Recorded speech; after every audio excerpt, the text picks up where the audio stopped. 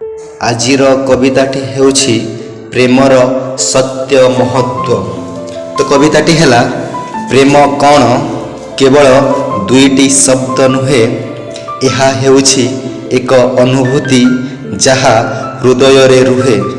ପ୍ରେମ ହେଉଛି ପରସ୍ପରର ଦୁର୍ବଳତାକୁ ଗ୍ରହଣ କରିବା, ଏକ ସୁନ୍ଦର ସ୍ୱପ୍ନକୁ ଏକାଠି ବଞ୍ଚିବା।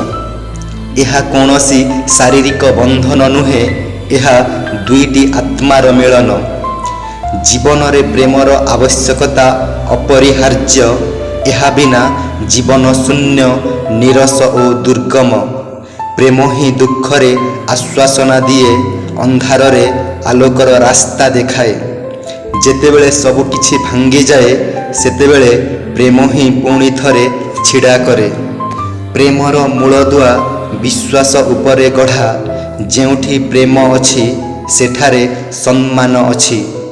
ସମ୍ପର୍କରେ ସହଯୋଗର ଭୂମିକା ଗୁରୁତ୍ୱପୂର୍ଣ୍ଣ। ଯେତେବେଳେ ଦୁହେଁ ଏକାଠି ହୋଇ ବଢ଼ନ୍ତି, ପ୍ରତ୍ୟେକ ବାଧାବିଘ୍ନକୁ ଏକାଠି ସାମ୍ନା କରିବା, ଏହା ହିଁ ପ୍ରେମର ପ୍ରକୃତ ପରିଭାଷା। ପ୍ରେମରେ ତ୍ୟାଗ, ସହିଷ୍ଣୁତା ମଧ୍ୟ ବହୁତ ଜରୁରୀ, କାରଣ ଏହା ବିନା ସମ୍ପର୍କ ତିଷ୍ଠେ ନାହିଁ। ଅନ୍ୟର ଖୁସି ପାଇଁ ନିଜର ଇଚ୍ଛାକୁ ଛାଡ଼ିବା, ଏହାକୁ ପ୍ରକୃତ ପ୍ରେମ ବୋଲି କୁହାଯାଏ। କେବଳ ଦେଖିବାକୁ ନୁହେଁ, ହୃଦୟରୁ ଭଲ ପାଇବା, ତାହା ହିଁ ପ୍ରେମର ସବୁଠୁ ବଡ଼ ତ୍ୟାଗ।